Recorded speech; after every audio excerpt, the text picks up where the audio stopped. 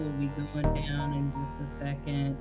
How's everybody going? How's everybody doing? Uh, Happy Monday, right? Right? I hope you all are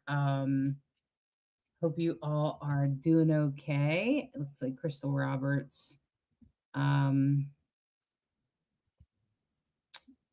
is offering is asking. She doesn't know the time. So, Okay. Red Hawk, I can show you some tricks to reading that when you don't know the time, um, Okay. without rectifying. I Oh, could show you. I could show you how to read it without rectifying. okay. Um, I'll put it in and so there is ways to read a chart when you don't have your time. What I would say about that though is that it's not always as detailed as a normal astrology chart would be. So, like, if I read a chart for, let's say, Bright Hawk, who we know exactly what time she was born, I'll be able to say, Bright Hawk, that's probably going to apply to like money or to your career or relationships. When we start to look at these kinds of things, we start to transits and stuff like that. Charlie's. Um, when we Let me. start to try to predict or even know how a planet is applied, um, it has a lot to do with um, like um, you won't always know because you don't know what house it's in. Okay, and Peru, I this is mostly Western astrology, just by the way. Since you're asking, she's asking if it's Vedic or Western astrology. And Western astrology is different than Vedic a little bit in the way they set it up. And some of the planets, though, kind of mean some of the same things. I am studying Vedic astrology. Um, I have had readings in Vedic astrology. I think some people resonate with it more than others. I think sometimes I wonder. I read a great article about the nodes and how the nodes are so differently handled in Vedic astrology, which is actually kind of comes from like India and the Middle East, and Western astrology, which tends to be more like European, like the UK and of course the United States and places like that. Even Australia, often they practice Western astrology, and so then as a result, um, um, I feel like when you start to talk about the nodes and how different they are read in Vedic astrology, the south node is considered where you want to be headed because that's the tradition. And in Vedic astrology, the south node is where you want to be going. That's what's wants to be preserved, and that the north node is like a um like a something that's pulling you away from who you really are, or like a temptation like that. Okay, but in Western astrology, it's the complete opposite, where the south node is past past things that are pulling you away from things in your past, and you want to outgrow them and you want to move towards your destiny or where you're going. And a lot of this has to do with culture. So I think some of the difference between reading Vedic astrology and, like, sometimes it doesn't really apply to me when I read a Vedic astrology reading for myself. I think it might have to do more with culture, just because um, we express ourselves a little bit differently, especially in Indian culture versus American culture, for instance. We have different things that are considered valuable. We value different things, and we change over time. So, and so it's kind of an interesting topic to get into when you start to talk about it. I did read an interesting article mostly about the nodes. So did you do Crystal Roberts chart? Let's share it. Let's talk about that for a minute. Oops, you're muted. I think I unmuted myself and you probably did the same and I ended up muted again. Okay, so thank you, Crystal. Totally appreciate you and your willingness to jump in and say, hey, will you look at my chart? We'd love to. So there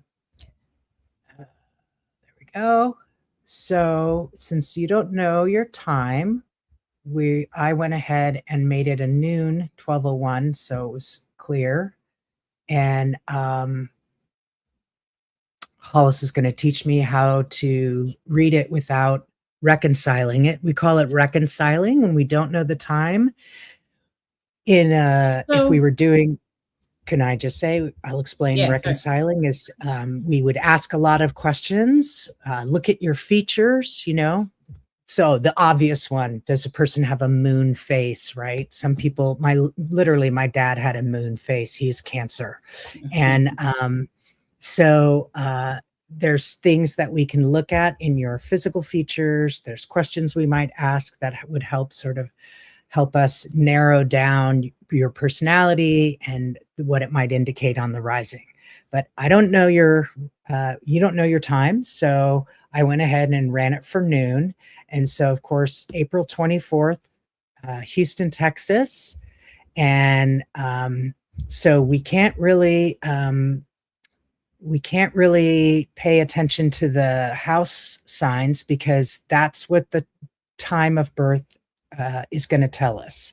So since I chose noon is always going to put the sun at the top of the chart. And of course, you have the sun, Mercury, Venus, and Chiron all in Taurus.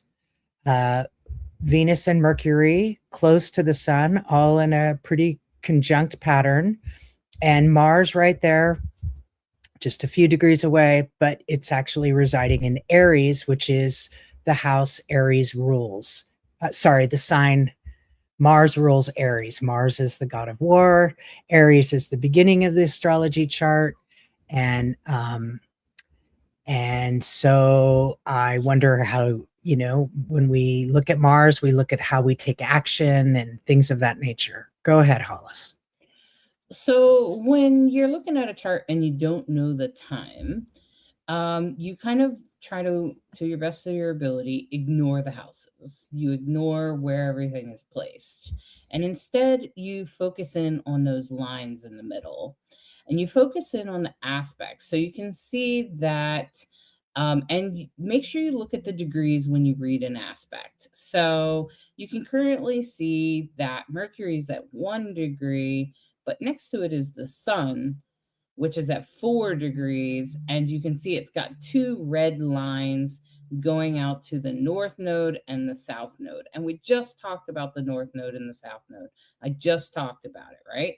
And in Western astrology, the north node is where you're headed, where the south node is what you're leaving behind, what you're no longer doing. And so you just ignore the houses and you say, well, the north node is in Leo. So that's going to talk to expressing yourself and being, sometimes it can be about being integrous. Sometimes it can mean a little bit more arrogance, but I don't think that Leo is naturally arrogant. I think that Leo usually is good at certain things and is not afraid to say that. Now, the South Node in Aquarius has a lot. Aquarius is out of the box, is unusual, is sometimes different, right? Okay. And you can see where the South Node is in Aquarius, the North Node, Bright Hawk, I appreciate that you're pointing to it. The North Node is in Leo and it's square the sun. And you can see that the sun is at 4 degrees and Venus is at 8 degrees. And both of those are pretty close to 6 degrees, right? Closer than the 1 degree Mercury and certainly closer than the 17-degree Chiron up there in Taurus. So then you read, okay, well, the sun is in Taurus. And what does that mean? So you get your keywords about Taurus, which is loyal and sometimes unchanging, sometimes stubborn, very earthy and grounded. And so then you say, oh, okay, well, it's a square, and a square is a challenge, right? And it's with Venus. So I know that this person, regarding money and relationships, will be so loyal and so unchanging that there could be times that they are very so loyal to the collective that it takes some strength and a little bit of stubbornness to push through so that they can head towards their north node, which is putting, to some degree, putting themselves first, particularly with Mars and Aries. So it will probably make them angry. So if you notice, I'm not applying any of the houses, I'm not applying any of the points. All I'm reading is the aspects and the planets and their placements. So that Mars means this, um, Aries means this, Taurus means this, and you just read the aspects. And Brighthawk, do you notice that there is a yod? Mm-hmm. So Yeah, you of would course. I can't immediately help read but the yod. notice. I've been I reading all know. day about So why don't yods. you talk to so why don't you talk about the yod, but don't apply the houses? Of course. Well, there's several things that I notice about the yod and about this T square with the nodes. So notice that the nodes are at 6 degrees, and Venus and the sun, the midway point is between Venus at 8 and sun at 4 is 6. So that is the T square. That's the point at which the facilitation between the past, the present, and the future is being facilitated, which means, what does that mean? With the sun and Venus in that conversation with the nodes, relationships are important. Balance is really important. You will know things sometimes. You'll know a person without knowing why you know certain things. So the earthy aspects of Taurus, remember Taurus is, it's an earth sign, it's a fixed sign, it's all about sensuality, peaceful, stability. It's ruled by Venus. So Venus is in its rulership, Mars is in its rulership, and communication with Mercury right there is also very important, of course. And the one thing that I would be curious about is, with all that Taurian energy, is change difficult for you, Crystal? Can you weigh in on that? Can you let us know? That's one of the things I would wonder about. Now, these green lines are called quincunxes or a yod or an inconjunct. All of these things say the same thing. And what it means is it's a 150-degree angle. It's not opposite, that's 180, but 150. What does that mean? It means it's a fated energy. There's a destiny that's being shown in your chart relating to and in this case we have 4-degree Mars, 4-degree Saturn, and Uranus is close to, is at 29 Scorpio. So when we look at this, Saturn, and your Saturn is retrograde and your Jupiter is retrograde. What does that mean?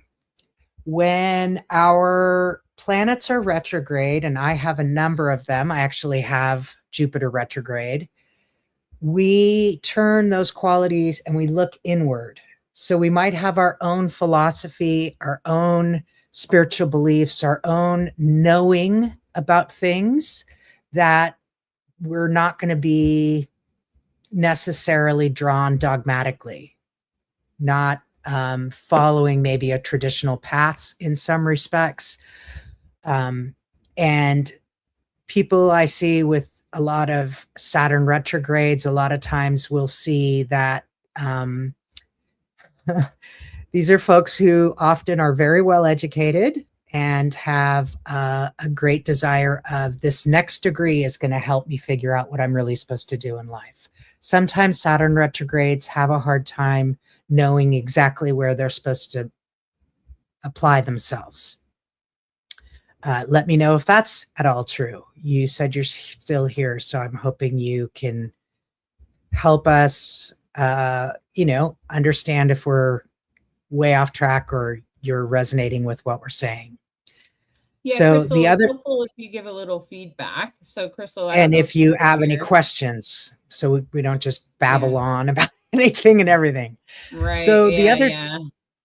the other thing that a yod points to, and to have it pointing at your sun, is going to be that your identity is very important. You probably have, how you look and put yourself together is probably important to you.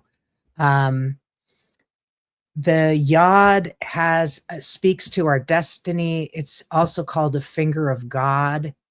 It has it speaks to fated energy in a way that says, I'm here to do something. Aren't we all? We're all here to do something.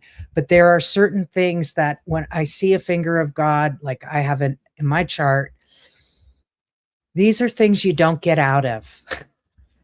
You don't exactly know when it's going to come into play per se. You might have a sense when there's certain transits, when Saturn is very strong in your chart, and you have a very strong Saturn Jupiter because they're together, Jupiter and Saturn together in Libra. Balance is important. Relationship is important. It's pointing towards it's this line, even though it's an inconjunct, when these planets are in Libra, they're answering to Venus. And so, and again, your Venus is conjunct your sun. So again, I'm going to say relationships are important, balance is important. You have a strong sense of values, communication, and Chiron. Chiron speaks to where our healing needs to be, our healing is. And when we talk about Chiron, we talk about the wounded healer. It's not that when we talk about the wounded healer, these aren't wounds we overcome. These are things that are fundamental that we have to learn, and our life goes on, and we figure out, oh, that's what that's all about. It's meant to teach me so that I understand better. So hopefully that's just a little sampling.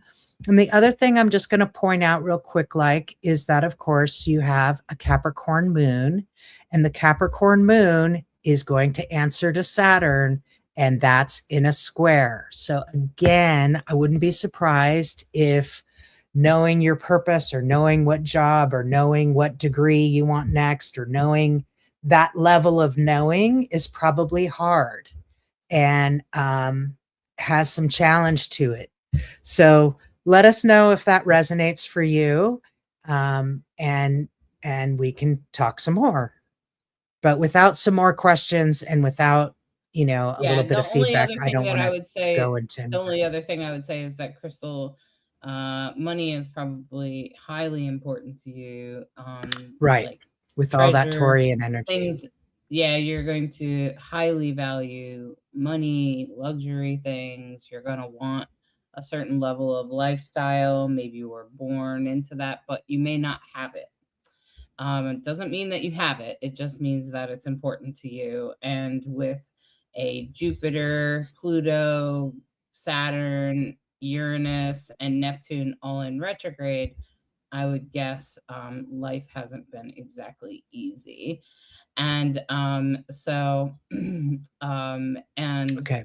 with that, I would say, I mean, we could go way deeper in a reading, but I just wanted to say that, Crystal, that these things are very important to you, but for whatever reason they may not be happening. Okay, and of course I can go in more detail if you figure out your time. Okay, so I can also try to rectify your chart. Now, rectify is where I ask questions and figure out the answer. Now, I wanted to address Piru, who asked about the difference in Vedic and Western astrology. Hopefully, you're still here. But essentially, what happens is that in India or Vedic astrology, essentially there is a traditional type of Vedic astrology, just like there's a traditional Western astrology. And there's a traditional Vedic astrology that does not acknowledge what is known as what we in Western astrology we call them Neptune and Pluto. Okay, which in Western astrology, Neptune is the god of the ocean. Now, Neptune is called Varuna in Vedic astrology, and it's called Pluto is called Yama, and Varuna is the god of the ocean, and Yama is the god of death. And you asked about Rahu and Ketu, which are actually the nodes, and those are completely different. And in Vedic astrology, Pluto and Neptune are just called different names, and they are acknowledged in more modern Vedic astrologers, in people that because astrology's been around for a long time, and the fact of the matter is that people, um as we discovered certain planets, that's when we started reading them. So sometimes in traditional astrology, before we discovered planets like Neptune and Pluto, we didn't read them. But now, because we know that they exist, now we do read them. And so more modern Vedic astrologers they absolutely um, will read Varuna and Yama, and they mean the exact same thing. That's what I was saying is about Vedic astrology and Western astrology, is a lot of the planets mean the same thing, except for the nodes. And even the zodiacs are very similar, pretty much the same thing. It's just a slight different in the way it's set up and the way you read it. So that part I'm still trying to understand. But when I'm reading a book that is all about Vedic astrology, and that's what I know for sure. So that's what I can answer about that question, is that, yeah, so uh they don't exist in Europe. So what they did was they named them just a different thing, Pei. So they named them their Vedic names. So Varuna is their god of water. And in Western astrology, we call it Neptune, which is the god of the ocean, which is a Greek god. Okay. So, and that's Neptune comes from Greece. Okay. Um, I think Pluto does too. Pluto, I'm pretty sure, is Greek mythology as well. So a lot of our planets are named after Greek mythology, which is European. Okay. And in Vedic astrology, it's just named after a different set of gods. That's really the biggest difference as far as the names of things. And that's what you start to learn when you start to cross that line and you start to learn the different types of astrology. Um, it's a fascinating it's fascinating, and you almost wonder, you're like, is there somebody in Western astrology that's talking to somebody doing Vedic astrology, and they're kind of you know exchanging notes? I don't know. I don't really know that part, but what I do know is that mostly it's just a difference in names. It's not a difference in interpretation, except for this north node and the south node. Okay. And I think uh what's her name? Georgette. I think I Georgette, was going to say, it sounds like you have her chart, maybe. I do. I definitely do. Georgette has seen me before for readings. I think the last time I seen her, I told her about her mother, and I think that is exactly what came true. Her parents. Valentine's Day. Oh, is that the last time we seen each other? No, Valentine's her Day? Oh, birthday she is was born in Valentine's Day. Yeah. Yeah, what a The fun whole birthday world celebrates love with you. Hopefully it's a good thing. to Yeah. Let's take a look here. Well, first of all, Georgette, you got the South Node moving away from Pluto. It's going to finish up. Um, how's your mom? How's your parents? I remember something going on with your parents in the Her mom past. passed away, And as you predicted. okay, so that hopefully that will be the end of death for you. But as we just discussed, Pluto is the god of death and the god of transformation and change. Sometimes it doesn't mean death, sometimes it means transformation and change, which I think I told you that before. Uh, but with someone, your mom was already sick, so we knew that she was probably going to pass, right? So that's just kind of how it works. That's why, like I say, if someone's on hospice, I can look at their astrology chart and tell you when they'll probably pass based on the moon's movement and the nodes. The nodes usually have a lot to do with it. And what you should know, Georgia, is that the South Node is going to move into Leo for you. I wouldn't be surprised if you're doing a lot of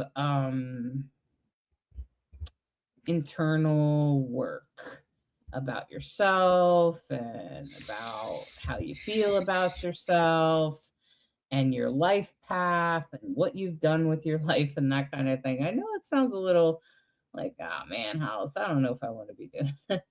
But I think it will apply to you probably because you've lost your mother partially. Um, I think sometimes when we lose our parents, we reflect on our own mortality, understanding that ourselves we will also pass and finding deeper meaning. And the North Node is going to move into Aquarius. It's going to move directly onto your sun. So Georgia, that's and onto Chiron. So you are headed for healing and for your best expression of yourself. So Georgette, so just know that that's coming up at the end of the month. That's pretty important. I mean, we can talk about it deeper in private, but for now, just a little sneak peek that is happening. And like I've mentioned, the nodes are pretty important in all astrology, whether you're looking at Vedic astrology, because in Vedic astrology, anyone that practices Vedic astrology, they'll tell you that Rahu and Ketu are very important. And in Western astrology, they're called the North Node and the South Node. And while they might be interpreted slightly differently, they are still incredibly important part of reading a chart. I reading information about it, reading books about it has actually been True Insight plus Nadia Shah's book about it, and a couple of astrologers have written about it or talked about it. And the nodes are incredibly important because they're really important when you're trying to predict. So you have the North Node moving on to Chiron and your Sun, which are conjunct, which, you're really good at thinking your way into a better healing state, into a better form of yourself. So you're probably going to find that really quickly. You might have a little bit of struggles, but I feel like the next 2.5 years, you're really going to be feeling that healing. You're really going to be feeling, you're really going to feel like you're going to know where you're going. You've already gone through your second Saturn returns. So I feel like you kind of have a good idea of where you're headed and what's important to you. I will mention that there is some transits in the fifth house and also in the ninth house. I think you're already a grandmother. So wouldn't be surprised if there's some changes and fluctuations and shifts around grandparenting. I'd also say that in relationships, um, also that in marriage and things like that, um, you there might be some things that need to shift for you to help you feel more of who you are. Okay. And around money. There's something about money, and that's the North Node. So then that will become more important as well. Okay. And we're finishing up that Cancer transit. So I feel like yes, she has 5 grandkids. I was pretty sure. Yeah, but Georgette, you think you think I know you usually do internal work. You're an Aquarius, you have a stellium in Aquarius, but there's some deep stuff that you're probably going to discover in the eighth house, and it might have something to do with other people's money.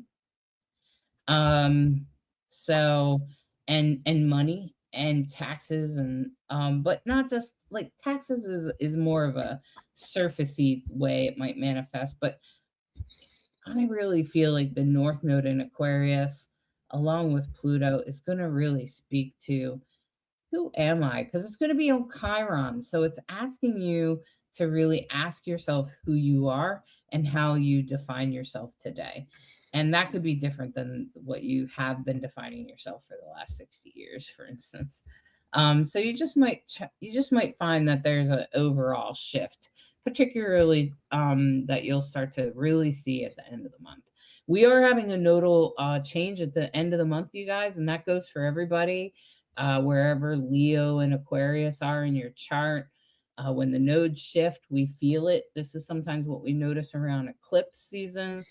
Eclipses will often, the last eclipse spoke to it, whatever happened at the last eclipse. So, Georgette, try to notice what happened at the last eclipse. When was the last eclipse, Bright Hawk? I think it was what, February? March, February. It's really early. I, Um, I'm not gonna. I'm not gonna lie. I don't know. I'd have to look it up, and I can. okay. So just give me a Okay. chance. All right.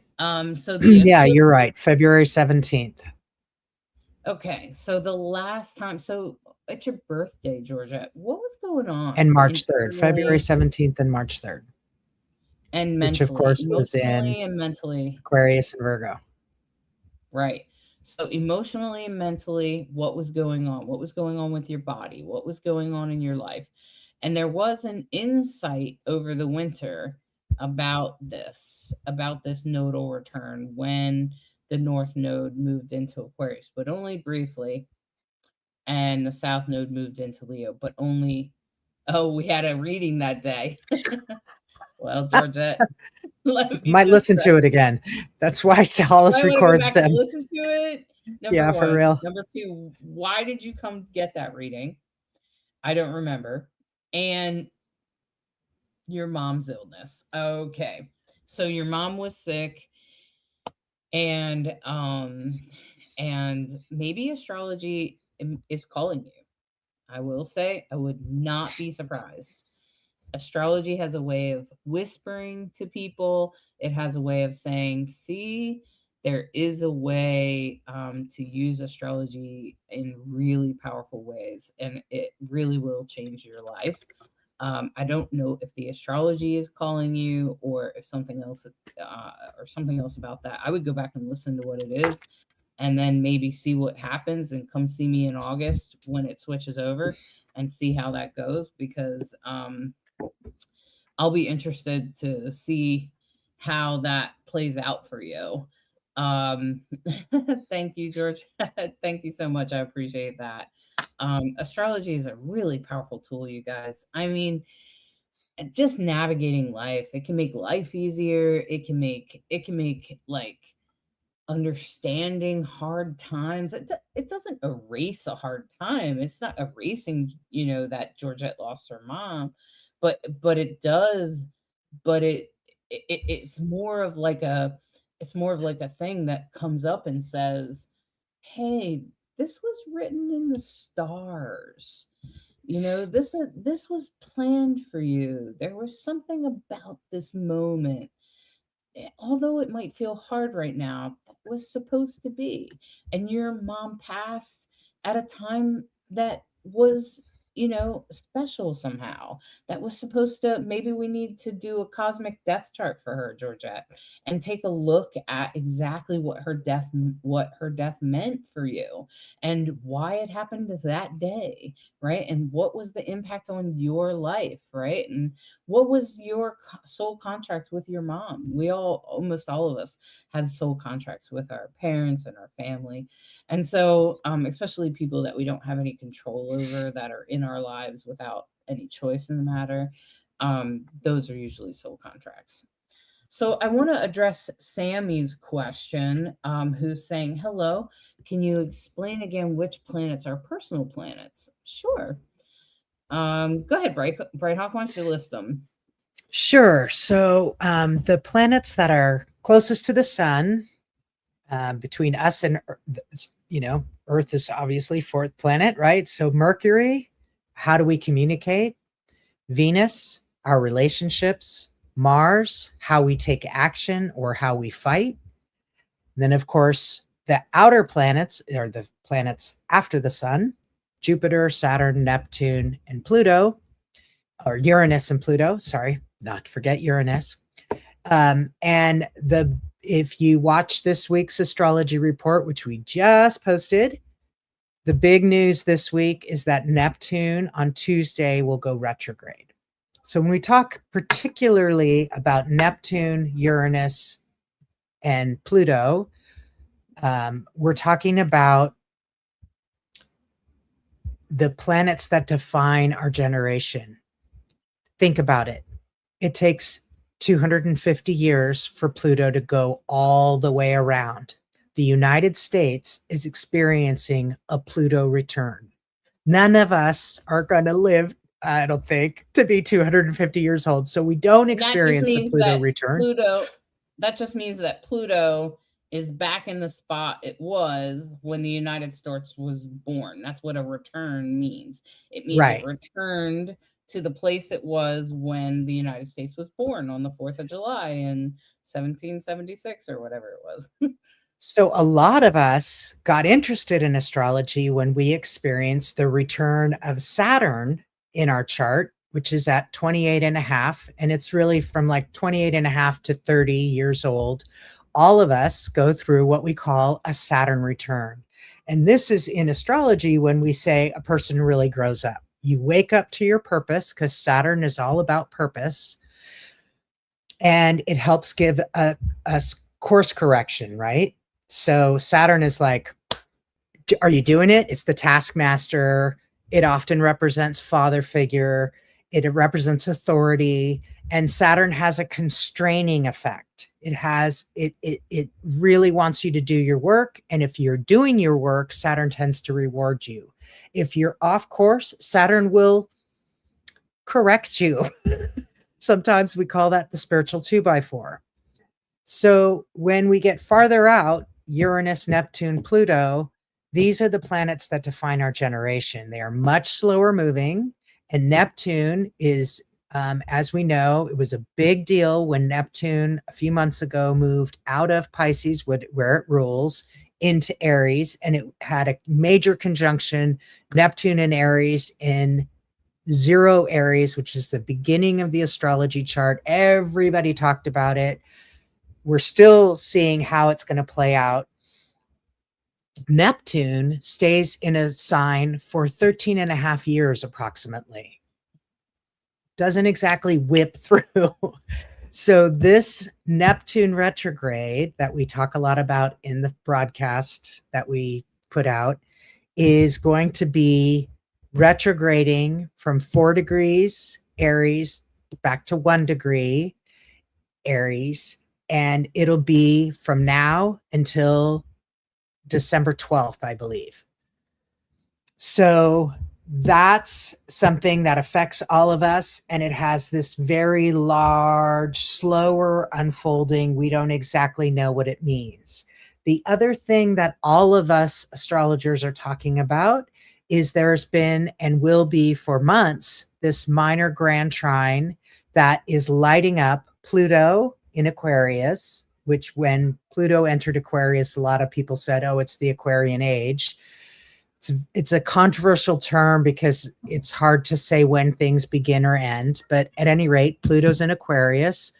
Why is that significant? Well, Aquarius is very revolutionary. Aquarians, if you know an Aquarian, they cannot do things the way everybody else does it. They have to be different. They have to, they're great problem solvers.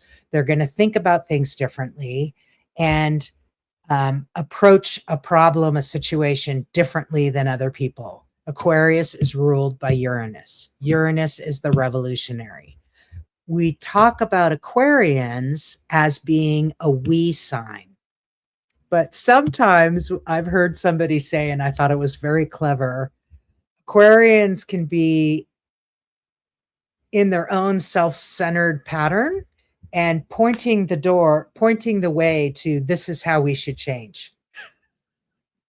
And so it's a we sign. It's a humanitarian sign. It's a they have, they want to see what's for the greatest good. And, typical Aquarian sentiment might be, oh my God, we can't keep doing it like this. Don't you see what's happening? They see what's happening, not everybody else, and demand change for the greater good. That's kind of Saturn Aquarian energy. Sorry, Uranian Aquarian energy. Neptune, we talked a lot about dreams, visions, as well as illusions. So it's creativity and imagination, yes, but it when it goes retrograde, are we reading it right? How well do you actually see underwater? It's hard to see underwater. It's hard to hear underwater. It's easy to misinterpret things. So there's an opportunity going back and forth with Neptune in retrograde to really poke at, is that really what I believe? Do I still believe that? Was I under an illusion? And then, of course, Pluto is transformation. Pluto is the underworld, right? Pluto is how are you transforming, how the whole world is transforming, and the fact that Pluto trining Uranus with Neptune in a sextile, all those points mean that everyone in astrology is like, whoa, we've never been here before. We have never had the sky look like it looks right now. So we know we all signed up to be here because we're here. And the big question is, how is this going to go? How is this going to be revealed? And what I'm noticing is that we have Saturn in Aries, and Saturn is in its fall. And when we look at essential dignities, we look at planets that are strong. I should have told you that Saturn in Libra, by the way, is exalted. So it's very strong. Saturn in Aries, it's in its fall, which means structures are going to fall apart. And if you live in the United States, hell, you don't even have to live in the United States. You can look anywhere in the world. There's a whole lot of things falling apart right now. And we know that with this administration, things are going to keep falling apart until something else happens. And with Uranus and Pluto, revolution and transformation, and we know this country was founded at this time with this Pluto in Aquarius, things are going to change. It is revolutionary. It is literally written in the stars. There are certain things you cannot ignore about astrology. Frankly, I don't know how people live their life without it. So I hope that explains it and touches on why it's important to understand these bigger cycles and then the smaller cycles that are personal to us. And let me just make a quick, Sammy, you were right when you were saying that, so everybody that was born with Neptune and Sagittarius, for instance, will have some similar traits because they were born during a certain era, right? Okay, during this, because Neptune spent however many years in Sagittarius, like a long time, like 8 years or something. Okay, but what house it's in, it will affect, and that's going to be different for everyone, because not everybody's born at the same time. And so the house system will change. So also, somebody that has it retrograde, someone that's born the Neptune retrograde versus someone that was born with the Neptune forward, someone that's born with Pluto retrograde or Saturn retrograde will be different than someone that's born with it forward. And so that will also create Right. differences. And the other thing that will make differences is the aspects, Yeah. who it's in conversation with. Okay. And so, like, Neptune is the ruler of uh, of Pisces.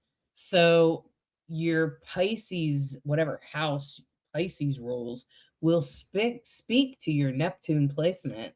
And the same thing goes with like Pluto and Scorpio and Uranus and Aquarius. Okay. That will all speak to how it is expressed. So there's many ways when you look at a chart that it's not just about yeah, personal planets are important, they move faster, they tend to affect us more immediately, and the transits tend to be quick. They come and they go, right? Mercury goes retrograde, you feel it, but then it goes away, and then it comes again, and then it goes away, right? Okay. But with Neptune or with Pluto, it's going to be this long transit that goes on and on and on and on, okay, for years and years and years. So watch out for the I'm about to release videos for every sign of how Neptune retrograde will work for you for the next until between now and December, because this Neptune will be retrograde until December. And so it's a longer horoscope. It's not just a horoscope for the week, it's actually focusing on what might come up this week, but also what will be a sort of a longer transit. So we have to understand that some things take longer, right? Some things take a Yeah. longer amount of time to unwind and to come together, if you will, and some things are quicker. Mercury retrograde is boom, boom, boom. It happens real quick. Mars is on your moon, so you have a grumpy day, and then the next day you're fine because Mars moves super fast. Okay, and so that's that's kind of how things work with astrology. And like Brighthawk was saying, the essential dignities are important. I recommend that if you're studying astrology, that you definitely learn them. Um, because like for instance, Saturn being in Aries, Saturn is very much like um Structure. it, it, it, Saturn in Aries is in its fall, so it's self-sabotage. It's like the government Yep. is going to sabotage itself. So did you Yep. notice that the government sabotaged itself this past weekend when it was in a square to the sun? So Yep. that's an for instance, okay? Yep. So there Yep. are things like that that will happen, um that you'll be able to read in the stars. Now let's get on to some great That's a questions. good question. Um, okay, so first of all, is tarot connected to astrology? It technically is, because if you study tarot, you will learn that the major arcana has a lot to do with the planets and the zodiac. And there's a way that they are interconnected with each other. They're both strong, old, although tarot and the Rider Waite are way more new than astrology. Astrology has been around way longer than tarot. Okay. But I will say that they are pretty connected.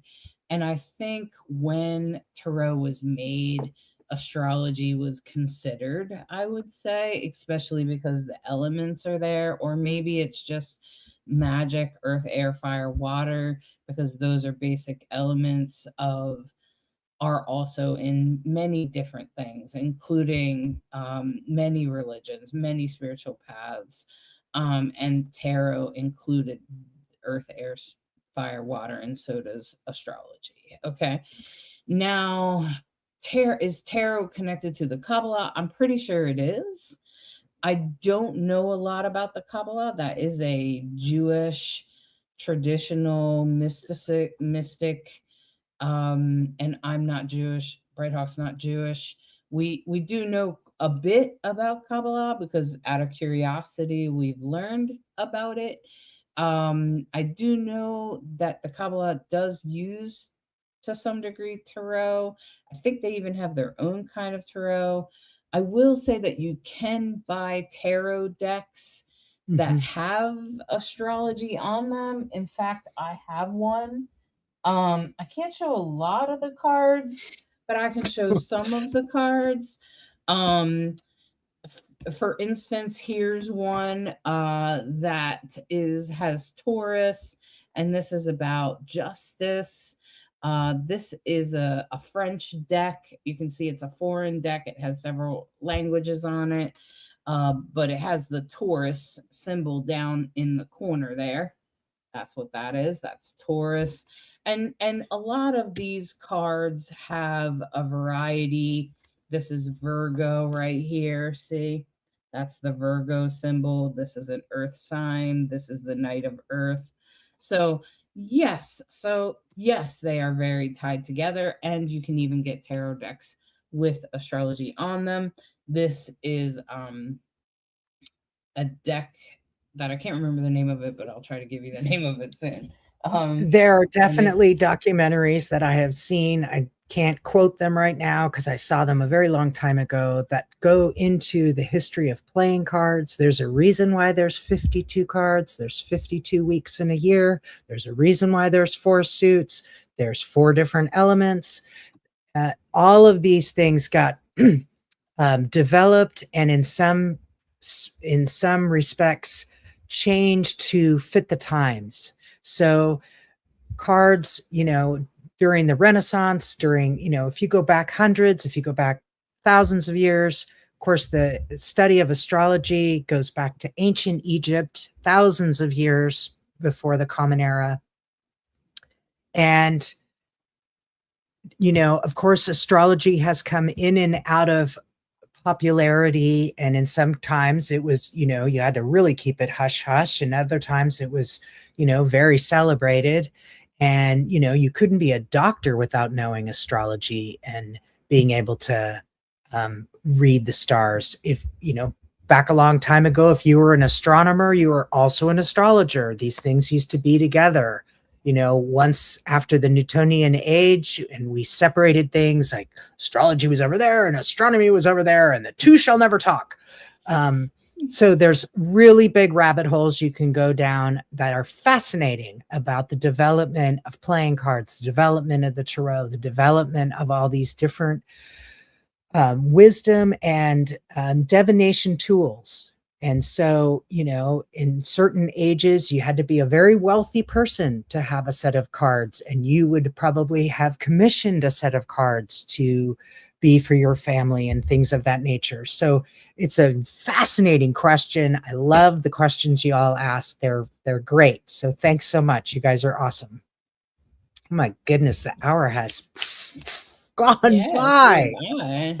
And I'm just going to say, make sure you So check last chance to out, ask a question. make sure you check out this week's forecast. You can definitely find it both on YouTube. I'll put the link in the thing in the comments. I'll put the link here in the comments. This is the link to the YouTube. I also have it written. If you don't have time to listen and you're like, but I have a little bit of time I can spend reading it, Hollis. And this also has all the horoscopes for Neptune in your sign. Super. Will also be written there in the Substack. There's the Substack link, so you can go directly to the Substack. And in the coming week, you'll find the horoscopes. The video horoscopes will be released this week, all about Neptune retrograde for all the different signs. So make sure you check that out, because it's super important that this Neptune is going to be retrograde until December. And it's good to understand what's going on in a bigger transit, not just these small transits with Mars and Mercury and such. It's also about the bigger transits, understanding how our worlds are unfolding and how we're in unprecedented times. I know we've heard that a million times, but it's not just astrologers saying it, it's everybody's saying it. But we're in a time of transformation and change. we're in a time that's never been before seen. We're in a time that is almost kind of unpredictable in a way, because we've never seen this combination of things, such as Pluto and Aquarius, such as Uranus and Gemini, also with Neptune and Aries, in a minor trine to that. And that's super important. So I just want to point out to you that your soul chose to be part of this, chose to be part of this transition, chose to be part of this sort of big change in human development. We humans are under a huge shift, a huge change, and we just need to stay open minded and take it one step at a time. Now, I hope that you have checked out Mystics Academy. This is a great way to save money on readings with me, to connect with me in other ways, to connect with Bright Hawk and both of us.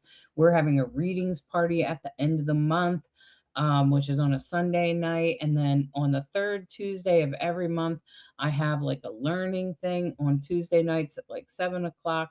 We'll be getting together on Zoom and you can ask me direct questions. But I usually also plan a theme to teach about, which is usually based on where the sun is. This month is about Cancer, so that's the theme because the sun is in Cancer. So it will be very much about the depths of our soul, about the deepest of emotions, which is pretty much the Cancer zodiac sign. That's pretty much what it's about, and about subtle insights. So if you're trying to learn how to develop your third eye or anything like that, or learn how to do astrology, you'll be able to tap into that at Mystics Academy. You'll also be able to ask me direct questions, and you'll be able to, I'll talk about the subtlety of reading sensations in your body when you're trying to connect with the other side or trying to connect with your spirit guides, and how to also tell if you're really truly blocked, and what kinds of things will block your third eye. So those are the kinds of things we'll be talking about this month in the Mystic Academy Learning Circle. We also have a readings party at the end of the month. It doesn't cost a lot to join. It's 11.11 to join at a readings level, but you only get to come to the readings party for that. Or you can join for $37.77, and you can join at a mystics tier level, which gives you access to all the learning tools, all the things, plus you save money on coaching, and you get to come to and you get the benefits of the readings tier, which is to come to the readings party and get savings on reading. Okay, so it's a great way to save money on readings. It's a great way to get to know me a little bit more, to support me. Patreon supports me and keeps me going, keeps us doing this. It's one of the ways that we keep doing this. So if you want to support Rainbow Soul, you want to support Bright Hawk and I, please join our Patreon. It is how we do it. There's different levels depending on what you can afford. We so appreciate every member, every person that comes in there. And if you ever have a question, please catch us live. We will try to answer your question to the best of our ability. We appreciate you. And make sure you check out this week's forecast. We go deep into Neptune in retrograde so that you can more deeply understand the bigger transits in your life. So I hope all of you will come out and see us next Monday. We look forward to seeing you then. All right, Bright Hawk. Thanks for all your great questions, for being willing to share your charts with us. We are happy to answer questions. You make this a very fun hour for us, and we wish you all the very best. Thanks for listening to Rainbow Soulstrology, where we try to be a bridge between you and the stars. Have a great week, everybody. Bye-bye.